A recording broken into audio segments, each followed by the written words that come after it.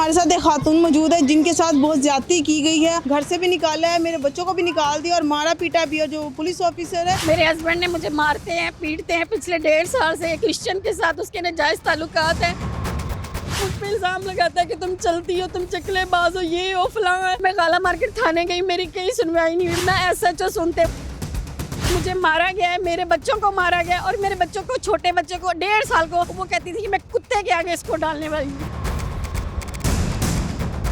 Constable की इतनी अयाशियां तो नहीं होती। भत्ते लेता है, शराब बेचता है। पिछले दिनों में शराब बेची है उसने और उसका अड्डा है 7 अप में। बच्चे से पूछे, ये बियर देने जाते थे और शराब की बोतलें वो अपनी शर्ट उठा के उसमें डाल के वो लेके जाता है, बेचता है। जर्स उसके पास 24 आवर उसे पॉकेट में होती है।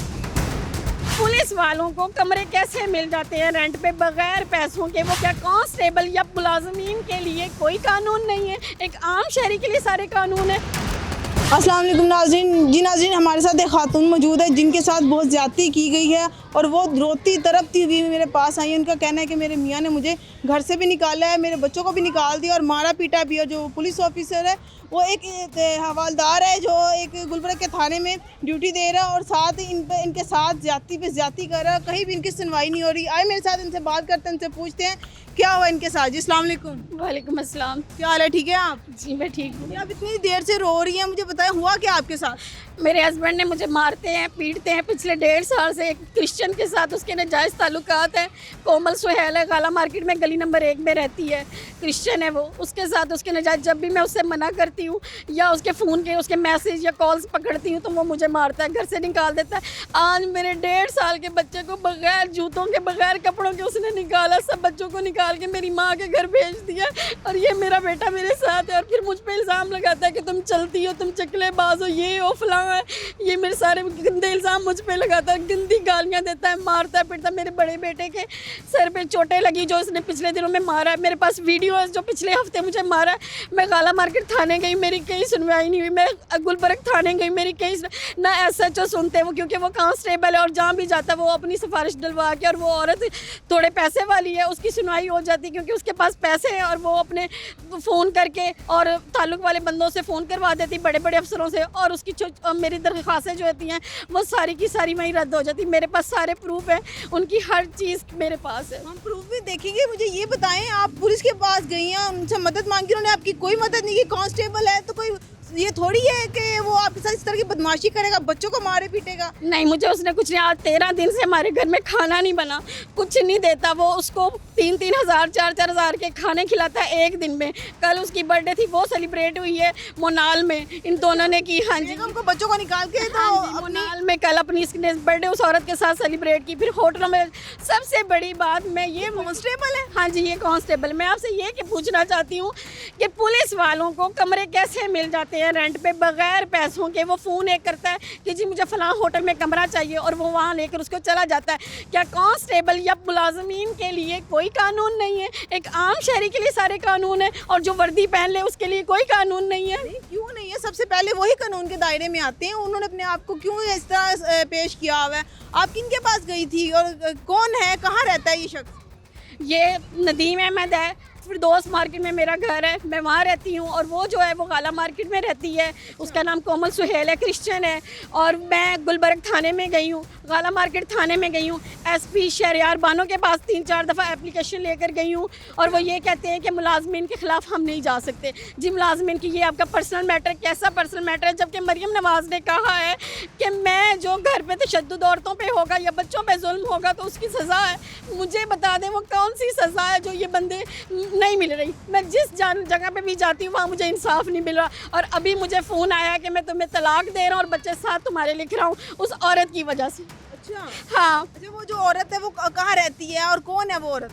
वो औरत कोमल सुहेल है, उसका नाम उर्फ पिंकी है और उसे क्या कहते हैं, क्रिश्चियन है, गाला मार्केट गली नंबर 1 में रहती है। और पिछले दिनों में मेरे पास वीडियो, मैं चाहती हूँ कि पूरे मीडिया पे वो चलाई जाए, जिसमें मुझे मारा गया है, मेरे बच्चों को मारा गया है और मेरे बच्चों को, छोटे बच्चे को 1.5 साल को, वो कहती थी कि मैं कुत्ते के आगे इसको डालने वाली हूँ। अच्छा। हाँ जी, उसने 2 कुत्ते रखे हैं और कुत्ते को और पूरे वो 100 बंदा था और मैं अकेली बंदी थी जिन लोगों ने मुझे मारा है, पीटा, गाली गलौज की है और मेरे साथ जुल्म हुआ है। अच्छा, आप गुलबर्ग थाने में गए हैं, कौन एसएचओ मौजूद थे, किनके आगे आपने दरखास्त की थी, डीएसपी के पास गई हैं आप? मैं इमरान जो गुलबर्ग के थाने एसएचओ के है ना, इमरान है उनका नाम, उसके बाद मैं गाला मार्केट थाने में गई, वहाँ के एसएचओ से भी मिली हूँ। उन्होंने भी ये कहा कि आपका फैमिली मैटर है, पर्सनल मैटर है, मैं कुछ नहीं कर सकता, क्योंकि उससे पहले जब मैं गई हूँ उससे पहले उस बंदी ने फ़ोन उसको करवा दिया था। हाँ जी, ये फैमिली मैटर हो हाँ ये फैमिली मैटर है, ये जुल्म ज़्यादती ये सब फैमिली मैटर है। मेरे पास सबूत है, इस मेरे मोबाइल उसके पास उसका मोबाइल है मेरे पास, ये मोबाइल है उसका मेरे हस्बैंड का, जिसमें ये सारे प्रूफ हैं उस औरत के और उस बंदे के, जो कि मैंने आज अपने उसका लिया मोबाइल, उसका लॉक नहीं खुल रहा है और ये सारे प्रूफ उसमें हैं। और ये सारा कुछ जो भी गंद घोला हुआ है ना, इनकी गंदी वीडियोस, गंदे नजेबा मैसेज जो भी इस मोबाइल में है। कितने साल से ये चल रहा है सब? ये पिछले 2025 से चल रहा है और अभी 2026 आ गया। जैसे आप बता रही हैं वो कांस्टेबल है, कांस्टेबल की इतनी अय्याशियाँ तो नहीं होती? वो भत्ते लेता है, शराब बेचता है, पिछले दिनों में शराब बेची है उसने उसे, हाँ, और उसका अड्डा है 7 अप में, वहाँ उसके यार दोस्त हैं नवीद और उसे क्या कहते हैं, एक बट नाम का आदमी है, वो उसको शराब पिलाते हैं, साथ में वो बियर है, बच्चों से पूछ ले, बच्चे से पूछ ले, ये बियर देने जाते थे और शराब की बोतलें वो अपनी शर्ट उठा के उसमें डाल के वो लेके जाता है, बेचता है।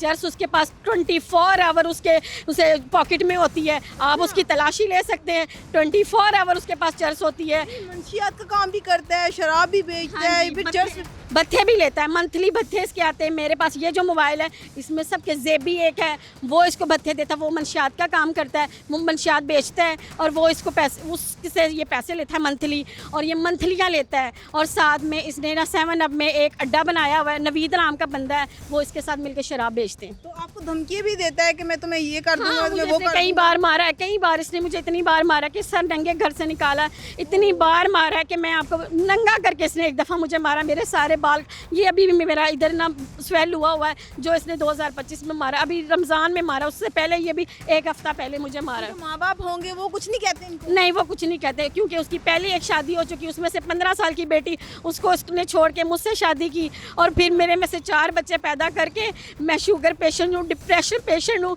और उसके बाद इसने इसे क्या कहते हैं, अब ये वो तीसरी भसाई है। बल्कि डीआईजी ऑपरेशन फैसल कामरान साहब जो है वो डेली कचहरियाँ लगा रहे हैं, वो ख़वातीन के बच्चों के हकूक़ के बारे में बताते हैं, एक्शन लेते हैं। तो आप उनके पास गई हैं, उनसे कंप्लेन करी? डीआईजी ऑपरेशन के पास गई थी, लेकिन तब फैसल कामरान मुझे नहीं मिले हैं। वो डेली आते हैं। अभी नहीं मिले, मैं पहले गई थी एप्लीकेशन लेके, लेकिन किसी ने मेरी नहीं सुनी, वहाँ भी आपकी सुनवाई नहीं हुई? नहीं हुई। मेरे सर पे बाप नहीं है, मेरा एक ही भाई और मैं सबसे बड़ी बहन हूँ। मेरी माँ 4 भाई पे, खुदा के लिए मिस मरियम नवाज मेरी मदद करे। आप कहाँ रह रही हैं आप? अभी मेरे बच्चों को उसने निकाल दिया तो मेरे बच्चे मेरी माँ के पास चले गए। अभी मैं भी यहाँ से होकर शाम को अपनी माँ के पास ही जाऊँगी। उसने कहा कि मैंने तुम्हारा जहेज नहीं देना, जेवर नहीं देना, तुम्हारा हक महर नहीं देना, कुछ भी मैंने तुम्हें नहीं देना। बच्चों की जो थोड़ी बहुत ही प्रॉपर्टी मैंने जमा की, वो कहता है मैंने वो भी नहीं देनी, मैंने उसको देनी, उसको खिलानी है। आप देखिएगा, इनके खिलाफ कार्रवाई होगी, आपको इंसाफ मिलेगा। मरीम नवाज की रेड लाइन है ख़वातीन, बच्चे, अगर इनके साथ कहीं ज्यादती होगी तो वो आप समझ लें औरत के साथ ज्यादती है। सीएम पंजाब देख लें, आपके सामने ये सब मामला हो रहे हैं, कहीं इस औरत की सुनवाई नहीं हो रही है। इनका बच्चा है, वो 1.5 साल से धक्के एप्लीकेशन दे के थक गई। अल्लाह का वास्ता है, मिस मरियम नवाज मेरी सुनी जाए, मुझे इंसाफ दिलवाया जाए इस बंदे से। बेटा मुझे आप बताओ, आपके पापा मम्मा के साथ इस तरह ज्यादती करते हैं, आपको बुरा तो लगता ही होगा? तो आपकी मम्मा जैसे कह रही थी आपके पापा शराब भी बेचते हैं, चर्च भी बेचते हैं, आप खुद जाकर देकर आते हैं, तो ये आप क्या सीख रहे हैं, मुझे ये बताएं। पापा कैसे मारते हैं? मारते हैं? नहीं जाते तो मारते हैं। ये आपके सर पे चोट लगी हुई है, क्या हुआ था? वो गिरा था। गिरे थे? आपको भी मारते हैं, बाकी बहन भाइयों को भी मारते हाँ हैं? जी। तो आपने पूछा नहीं क्यों करते हैं आप? नील डाल देता है, नील डाल देता है। आपने पूछा नहीं पापा आप क्यों मारते हैं? अगर कुछ बोलो तो मारते हैं आगे से, अच्छा, बोलने से भी मारते हैं? गालियाँ देते हैं। तो दादा अब्बू कोई नहीं उनको रोकता? नहीं। तो आप क्या कहना चाहेंगे मरीम नवाज साहिबा को, वो क्या मैसेज देंगे आप उन्हें? कि ऐसे बंदों के लिए, उनके लिए इंसाफ होना चाहिए और ऐसे बंदों को जेल होनी चाहिए। जी आप क्या कह रही थी? मैं मेरी सास पास बैठा कर गालियाँ गलोच दिलवाती है और मेरा जो देवर है वो तो गंदी गालियाँ निकालता है ना। जब ये पिछले दिन में पास बैठा के कंजरी और मैं अपनी माँ के पास गई थी तो मुझे कहता तुम चकलेबाज हो, तुम फलानी हो, तुम ढींगनी हो, तुमने रात को इतने इतने बंदे घुसेड़े हैं, तुम्हारी माँ चकलेबाज। मेरी ज़ईफ़ माँ है, सारी ज़िंदगी उसने मुझे दे के पाला। अभी भी मेरा खर्चा आधा साल 1.5 साल का वही उठाई, मेरी दवाइयों के खर्चे सब कुछ मेरी माँ करती है। सिर्फ अय्याशियों के लिए, वो सिर्फ अय्याशियों के लिए। अभी इधर से सैलरी मिली, अगले दिन 3 दिन बाद पूछो तो कहता ख़त्म हो गई। वो कहाँ जा रही है? पिछले 12 साल से तो वही सैलरी थी, हम चला रहे थे घर, अच्छा भला चला। जब से ये औरत आई है इसने मेरी ज़िंदगी बर्बाद कर दी है, मेरे बच्चों की ज़िंदगी बर्बाद। इस दफ़ा भी अभी तक समर कैंप वो लगा, बच्चों की फीसें नहीं गई। रोज़ फ़ोन आते हैं, लेकिन किसी के पास ना ट्यूशन में फ़ीस जाती, ना स्कूल में फ़ीस जाती है, कहीं फीसें नहीं जा रही बच्चों की। ये शख्स क्या करना चाह रहा है, क्या होना चाहिए, आप क्या कहेंगे इस बारे में? मैं चाहती हूँ कि इस बंदे को कड़ी से कड़ी सज़ा इसको भी मिले, और जो इसके साथ जिसके नाजायज़ ताल्लुकात है ना, मैं कहती हूँ उनको भी सज़ा मिले, ताकि पता चले कि जिसका घर उजड़ता है ना उसकी दुनिया उजड़ती है। मेरा आगे पीछे कोई नहीं है। मैं खुदा मेरी मदद करो, मैं अल्लाह का वास्ता देती हूँ, मेरी मदद करो। जब पापा मम्मा को मारते हैं आप बचाते हैं इनको? हाँ जी, तो आपको भी वो कुछ कहते हैं कि नहीं? मारते हैं, गाली देते हैं, गालियाँ देते कहते हैं? हैं बाहर निकल जाओ। बाहर निकल जाओ। पढ़ने जाते हैं आपके नहीं? जाते हैं। तो जैसे मम्मा कह रही स्कूल भी समर कैंप भी लग गया तो बच्चे नहीं जा रहे, फीसें नहीं दी जा रही, तो स्कूल से भी आपको कहते होंगे। हाँ जी, तो आपने कभी पापा को बोला है? बोला, लेकिन पापा आगे से जवाब नहीं देते। जवाब नहीं देते? नहीं। वो अपनी अय्याशी में मसरूफ हुए हैं। हाँ जी, जी, जैसे कि ये खातून हमारे साथ मौजूद थी, वो रो रही थी, बिलक रही थी और साथ ही उनका बच्चा था। क्या मेरे आंसू से पूछना चाहती हूँ कि पुलिस वालों को इतना ही इख्तियार दे दिया गया है कि दूसरों की बच्चियों के साथ, बेटियों के साथ, बीवियों के साथ ज्यादती की जाए, मारा पीटा जाए, कहीं भी इनके लिए इंसाफ मौजूद नहीं है। जबकि मरीम नवाज कहती हैं कि ख़वातीन और बच्चे मेरी रेड लाइन है। कहाँ गई उनकी वो रेड लाइन? आज ये औरत आपसे फरियाद कर रही है, आपसे पूछ रही है, आपसे सवाल कर रही है। आपने पुलिस को इतना इख्तियार दे दिया है कि वो घर की औरतों को गैर महफूज और बाहर की औरतों को महफूज करे। हमारी इस तरह की वीडियो देखने के लिए हमारे चैनल को लाइक और सब्सक्राइब करना मत भूलिएगा।